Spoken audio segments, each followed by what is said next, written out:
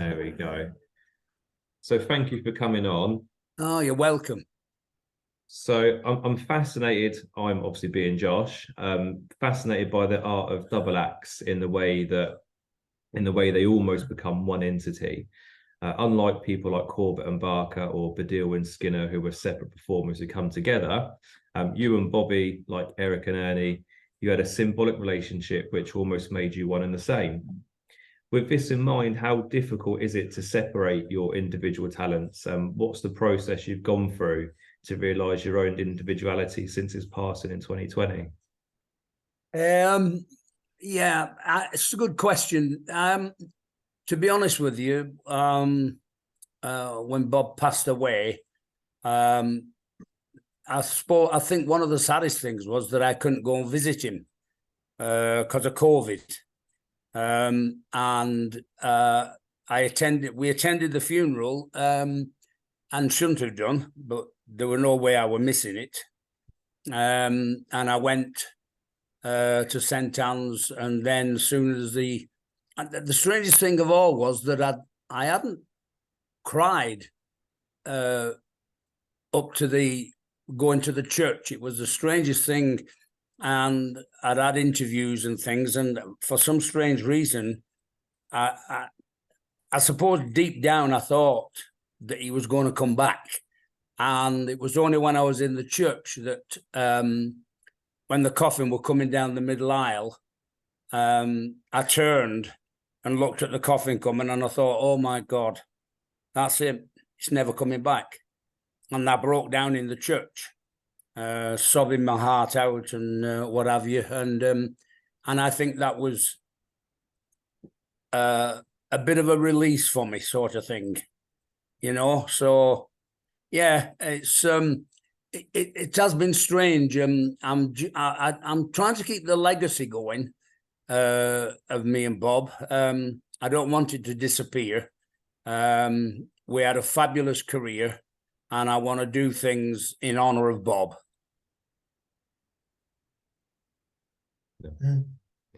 You and Bobby were in a club in Manchester on the 26th of October 1963, sharing the bill with unknown comedian Jimmy Tarbuck.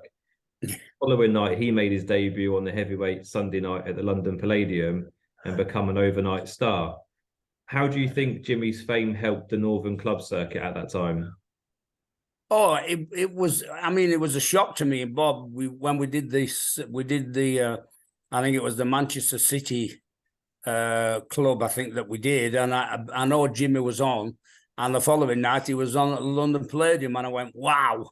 But you don't realise how long you've been going before you got to that status, and you do. You know, it was the same with me and Bob. The press said overnight successes, Cannonball, television and all that business, but we'd been 15 years going around working men's clubs and pubs and being paid off and thinking to ourselves, oh my God, we can't carry on like this. We've got families, we've got to, you know, bring money into the house and stuff. And, you know, we carried on, and I suppose the rest is all news, but we had a fabulous career, but we were very doubtful for a long, long time that we were doing the wrong thing.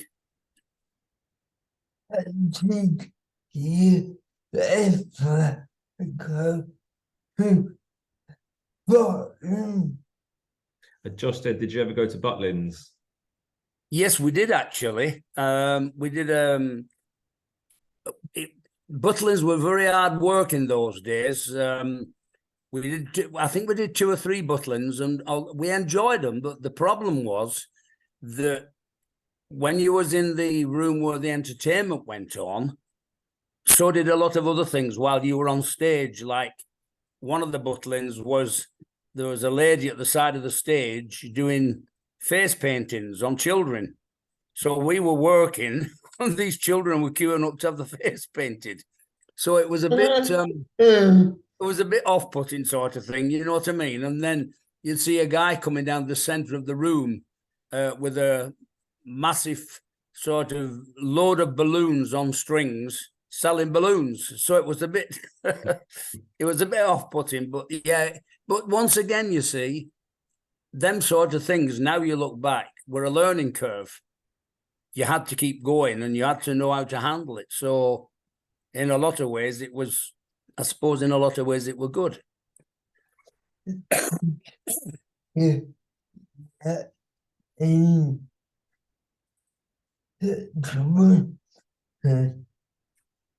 Just said, did you get any strippers?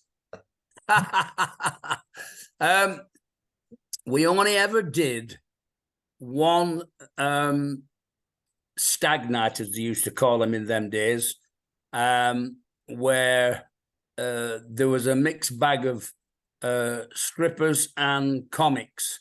And Bob and I went into this club, and the compere came in, and he said, "Right, boys," he said, "you're going to have to go tonight. You know, it's one of them nights. It's men only, and it's this and it's that." And I said, "What do you mean?" He said, "Well, you're going to have to swear, and you're going to have to, you know."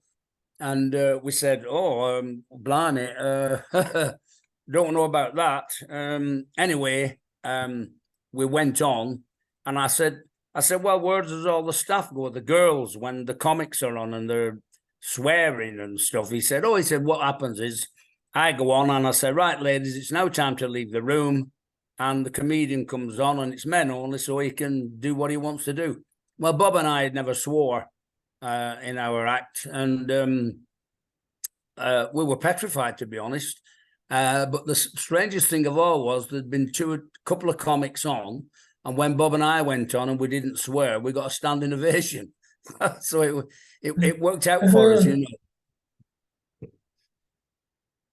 The most striking thing about your early career is that you and Bobby auditioned for the heavyweight opportunity knocks. Oh, Nowadays, reality television is a firm staple of entertainment, of the entertainment landscape. But what was the stigma around talent shows throughout the industry in that period?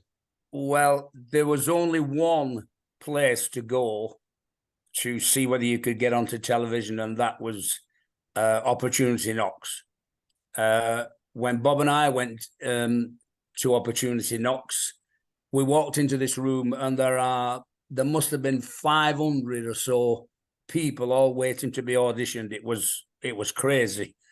And there was a guy on stage playing the piano, and Bob said, "Oh God, he'll never get past the audition. He's bad. He's really playing bad." And that person was Les Dawson. So it was a strange thing. We went on, we sang in them days, and we passed the audition.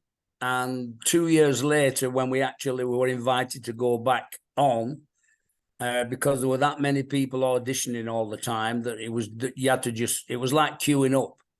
And we went down on stage, and Mr. Green, as you used to have to call him, came and said, "Excuse me, boys," he said, "but I'm sure that when you came here, you were singing." I said, "That's right, we were, Mr. Green." I said, "But the problem is, we found out if you do a bit of comedy, you get a bit more money. So we started to do comedy." And he looked right at us and he said, "Be it on your own heads." And needless to say, we came last. Yeah. more think you think of him. What did you think of him? Josh asked. What, Huey Green? Yeah. Yeah, he was okay, but he was the star of the show, without a shadow of a doubt. He was the star of the old proceedings. Yeah. As a comedy historian, I'm fascinated by the period which culminated in the final years of TV variety. And personally, I would pinpoint the end of this era just as Cannon and Ball began their TV dominance. In what ways were you conscious about preserving aspects of variety and vaudeville within your shows? And in what ways did Cannon and Ball stay true to the art of variety whilst offering something unique? Yeah, I mean, I suppose when Bob and I were in America, we were working out there, and we watched TV, and suddenly this guy came on the television with jeans on and a t-shirt and started doing comedy. And me and Bob said, what the heck's this? What's, look at him, he's in jeans, he looks terrible, and all this business. And little did we realize that this was the new age of comedy coming through. And we watched for quite a few weeks, and all these lads and lasses started to come on, and they were just very ordinary dressed, you know, ripped jeans, the knees showing through the jeans and stuff, and we couldn't understand it. And Bob and I both sat there one night and said, you know what, this will be in England in another 10 years from now. And it was the new alternative comedy that at the television screens. And don't get me wrong, there has to be movement in show business like any business. If you're going to make a change, that's fantastic. And I'm not saying that you shouldn't make a change, as long as it's for the better and not for the worse.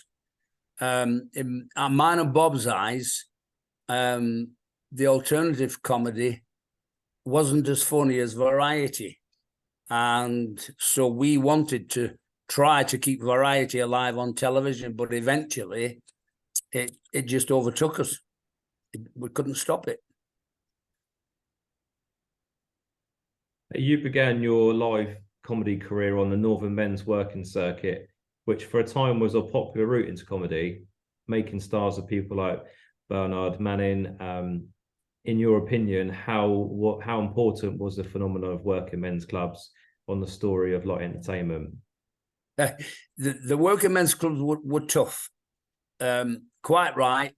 There were lads in them days that worked down the pit, coal miners, worst job in the world. And when they went to their local club, because they used to call it their club, they wanted entertaining without a shadow of a doubt.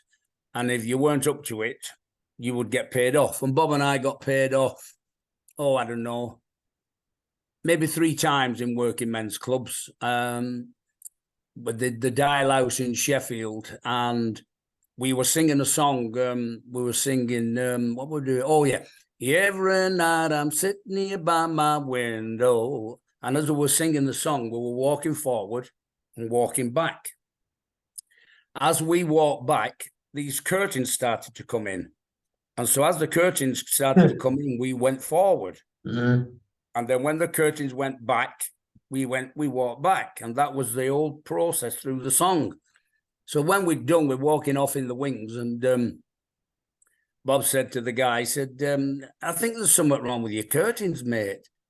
He said, and he shouted at us, he said, there's nothing wrong with the curtains. We've been trying to get you off for the past 20 minutes. You're rubbish. And that was one of the places where we got paid off. We got, I'll tell you exactly what we got. We got £3. £3 between us. Yeah. Did you do that club again? Did you do that club again? No, we never went. We never did it again. No, we never did. I think if it had been offered to us, we wouldn't have done it. I think it had too many bad memories for us. But this led to you being regulars on the ITV variety show, The Wheeltappers and Shunters Club. In today's inclusive-minded society, performers like Bernard Manning are seen as products of their era and rightfully no longer have a place. Yet you and Bobby had a universal brand of humour which never discriminated against anyone or anything. Therefore, how did it feel to be associated with this era of comedy? I don't know really. I mean, Bernard was a lovely man. He used to introduce us at his club in Manchester when we did it. And he used to introduce us, he used to say, ladies and gentlemen, the only double act with 2 straight men. And I mean, it got a roar from the audience.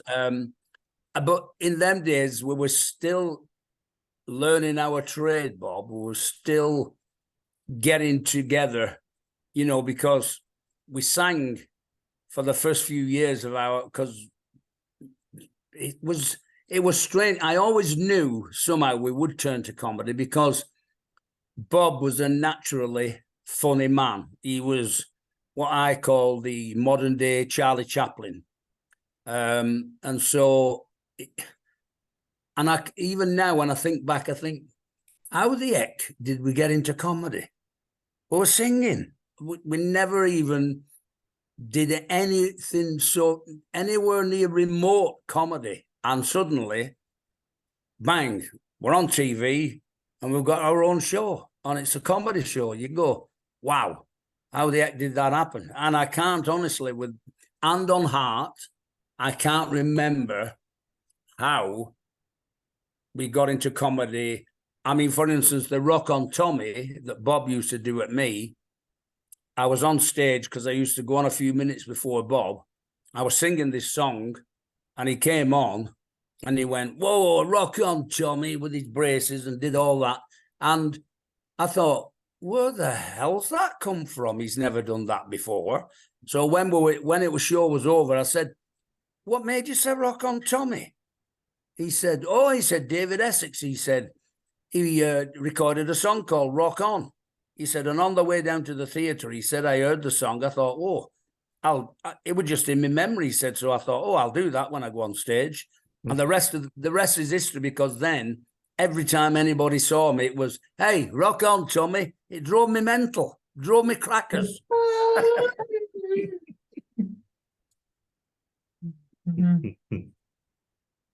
But it was a result of these shows which put you on the radar of TV execs. And in 1979, you secured your own self-titled ITV variety show, which ran for almost a decade. In the era which coincided with the rise of alternative comedy, how important was it to have a show which quintessentially mainstream comedy variety show? Oh, I mean, I can't put it excuse me.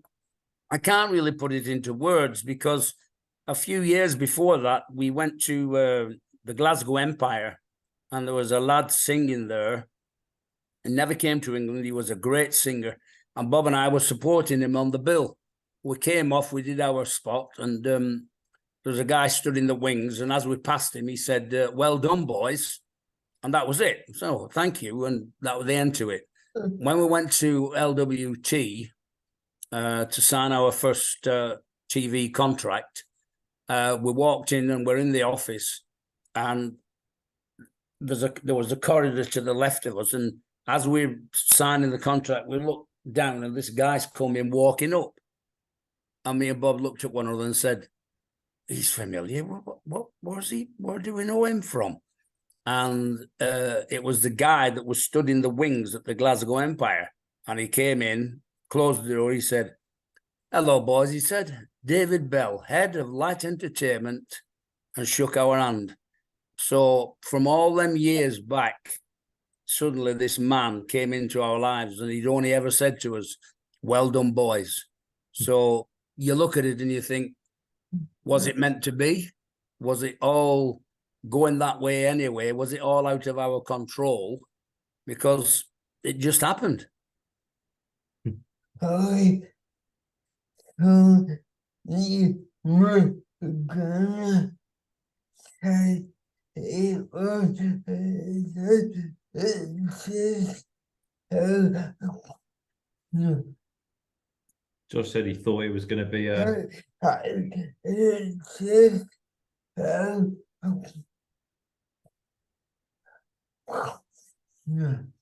Oh, Josh said he thought you were going to say it was Des O'Connor. Oh, with Des, yeah. Yeah, Des was a lovely man. Yeah, he was a joy to work with. I suppose really he just let you do your thing, Des, no matter what happened. He worked with Eric and Ernie, and they used to take the mickey out of him, something terrible, and his face was wonderful. It was like he wasn't he knew that they were only kidding. You know, they were only messing about with him. But Des was a great lad. He was fabulous. He was a fabulous actor, fabulous act, funny lad. Deserved everything he got in TV terms. David Bell remains a legend of commercial light entertainment, comparable only to BBC's Bill Cotton.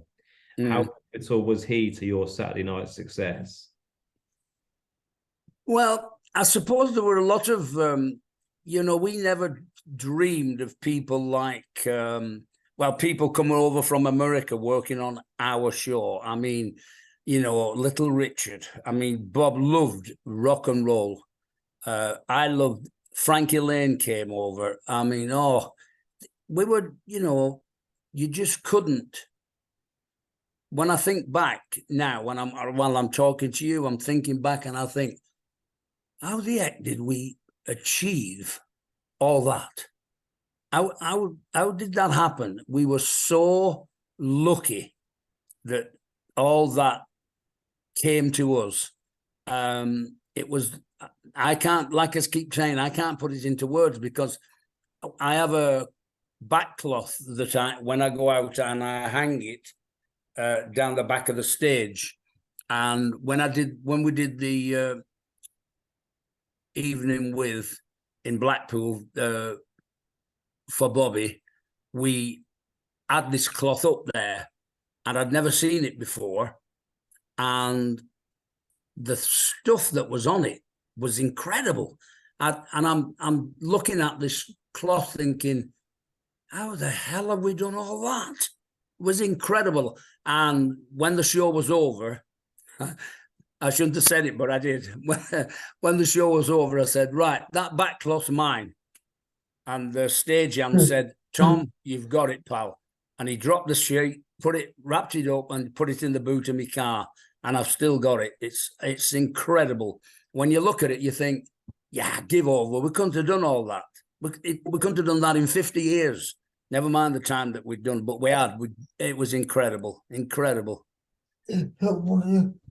Where is it now? Josh said, where is it now? It's here, in my garage.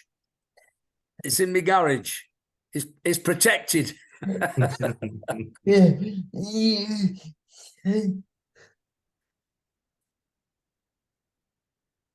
make it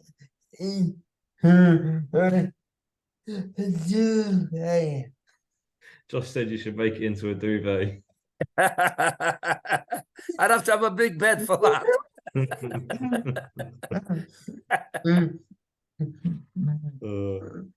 Morecambe and Wise had Bring Me Sunshine. Peter Cook and Dudley Moore had Good Night. But you and Bobby had Together We're Okay. Yeah. How important was this song in giving you a hook on which to leave a lasting impression on your audience? And yeah. Well, when we went into the TV studio, we had to listen to 3 songs that were written by Nigel Hess. And the one that stood out by miles was Together We'll Be Okay. And that song, now, when I go and do the tribute stuff that Bob and I did, I open with that song every time. I wouldn't do it. I wouldn't go on stage without doing that song.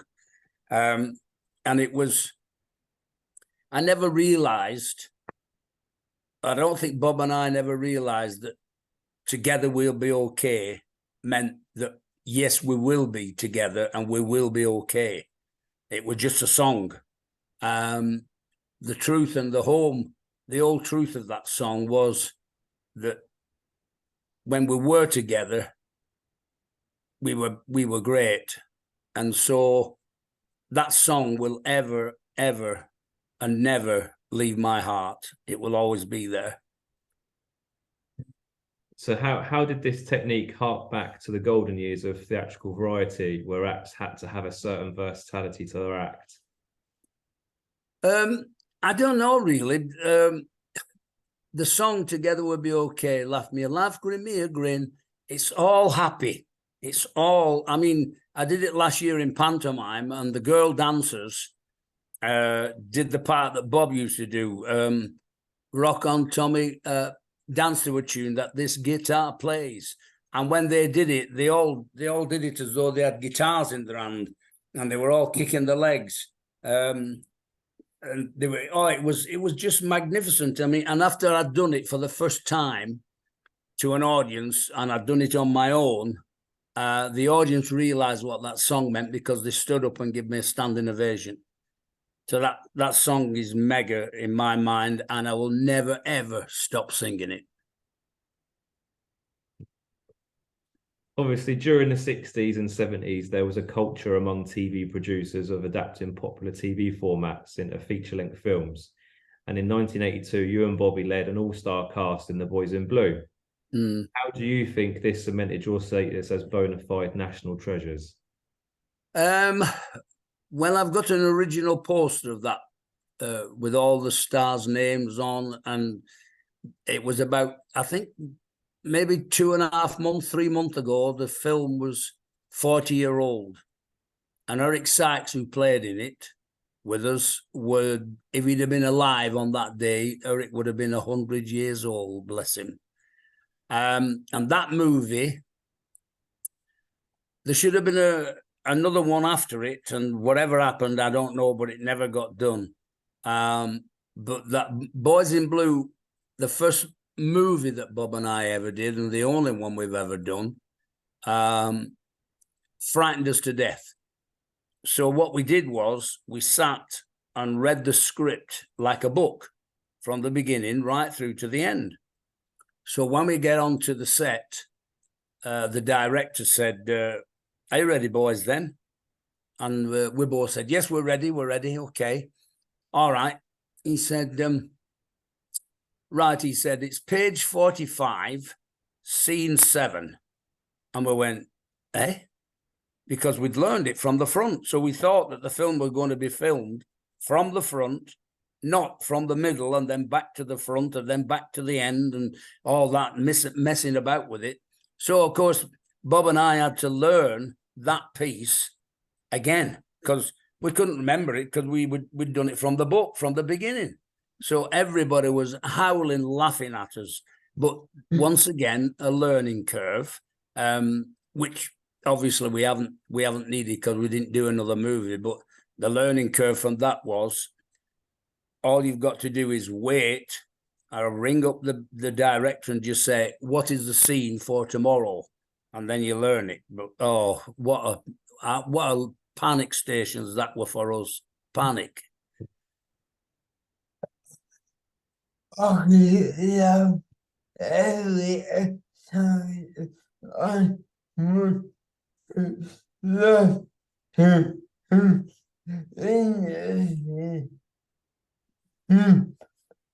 what would he like?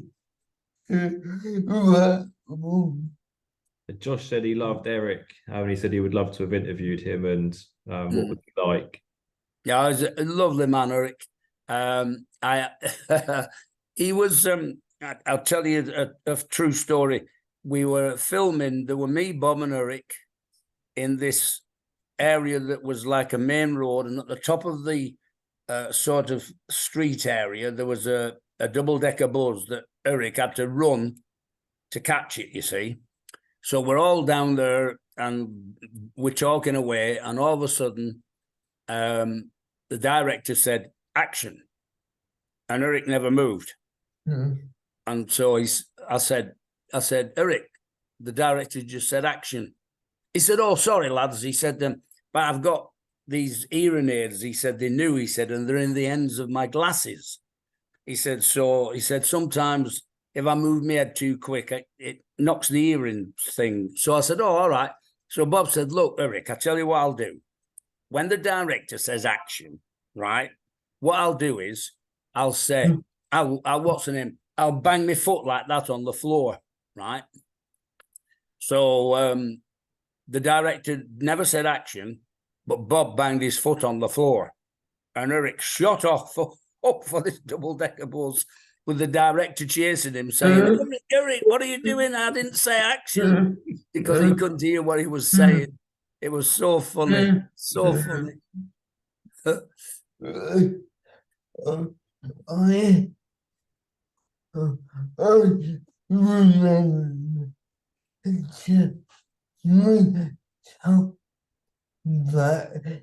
to me funny to me every time. Josh said he remembers a funny story that Jimmy Tarbuck told him about Eric. The funny story that Jimmy.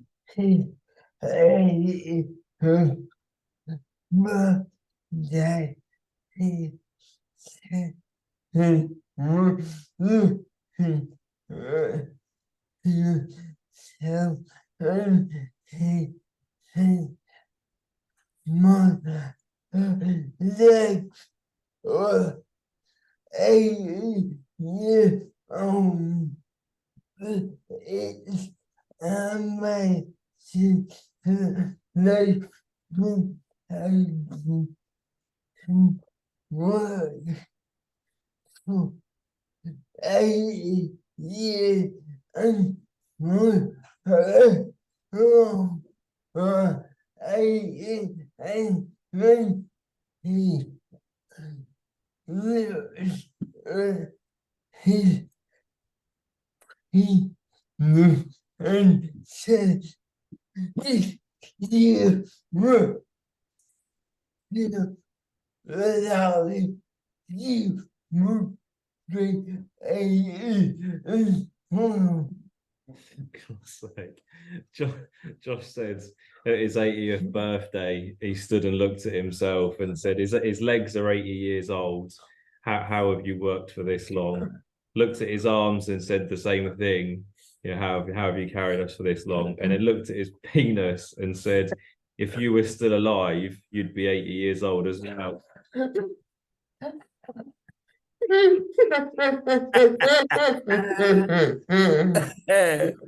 Oh dear.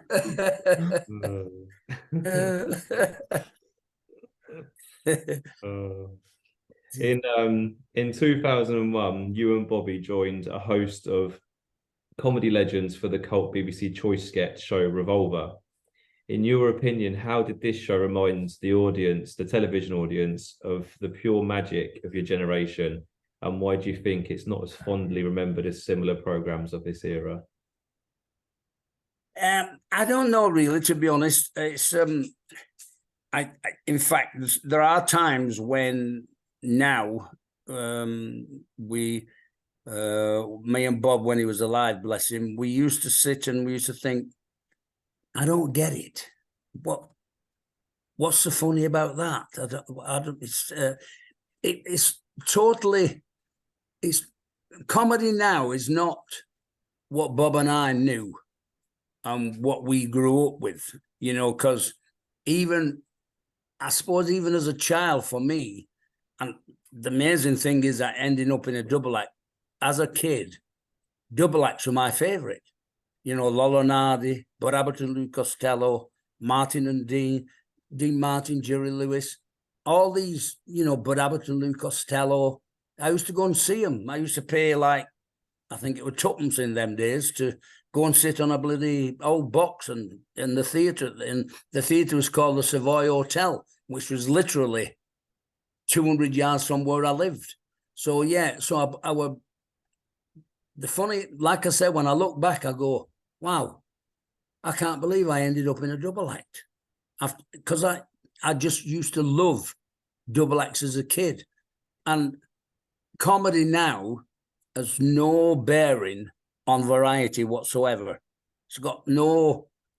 Don't get me wrong. Some of the stuff is great. I like Jack Whitehall. I can't think of his name now. The lad from Bolton, Peter Kay. I love Peter. Them sort of lads still got that old. You can feel it sometimes coming from them. It's like the old style, the old fashioned. And when I say old fashioned, I don't mean it in a bad way. And I'm not calling the comedy of today because there's lots and lots of young people love it, and that's their choice. But it's not. It wouldn't be mine and Bob's bag. Wouldn't be it. And there's not many people who would be close to the bill of the London. You. Yeah, Josh said there wouldn't be many people at the top of the bill at the London Palladium. Top of the bill at the London Palladium was a very, very special occasion. It was frightening. You knew Her Majesty was there, and the Duke of Edinburgh, God bless them both.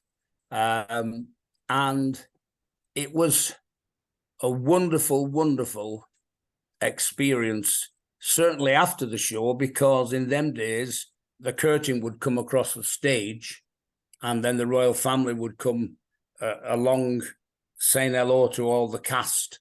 And Bob and I were nervous wrecks, waiting for the Queen to come and say hello to us. Just to speak to us was frightening. And she came and she said, "Well done, boys. Very, very funny." She said, "You're obviously from the north." And we both sort of had a giggle and we said, "Yes, ma'am." And she walked on. And I have to tell you, that experience will live in my mind forever.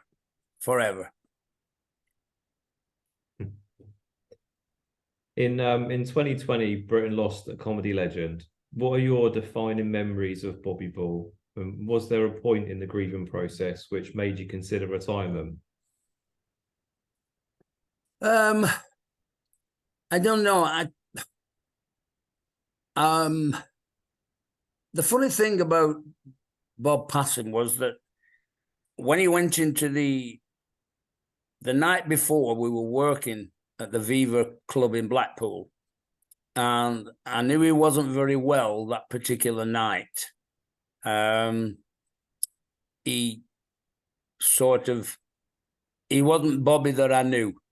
I couldn't put my finger on it at all, but I know he wasn't in the best shape. And the following couple of days passed, and then he went into hospital.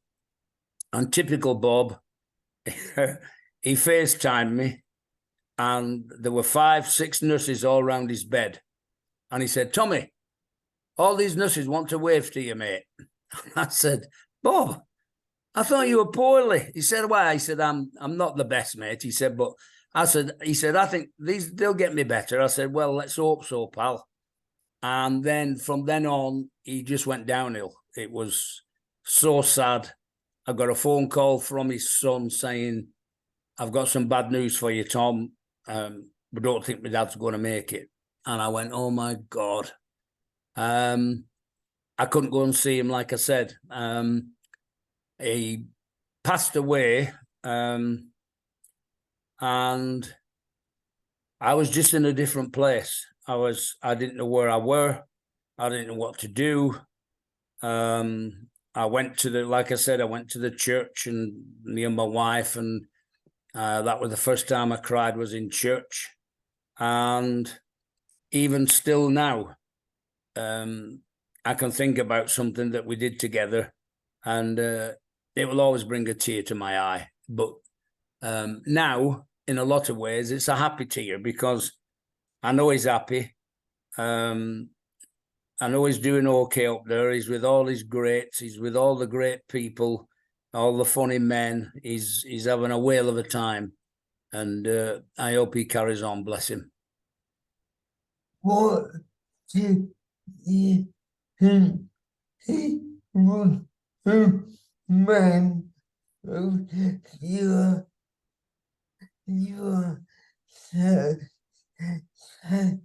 now? I think Josh said, what would you make? What would he make of your show now?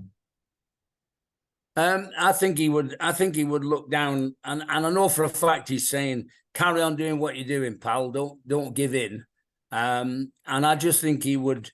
I think he would say, "That is fantastic what you're doing, mate, because you are keeping the memories of Tommy and Bobby to.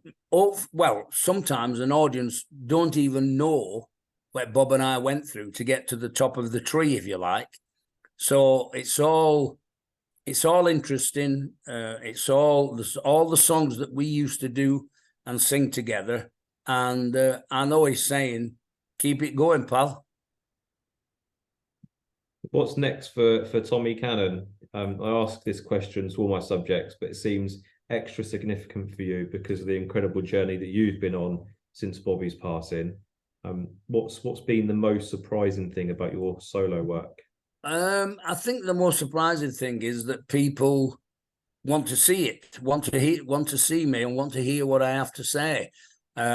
It's been really, really heartwarming to see people come in to see what I want to tell them about me and Bob, how we worked, how we started, how we did it all, how we went 15 years before we got on TV.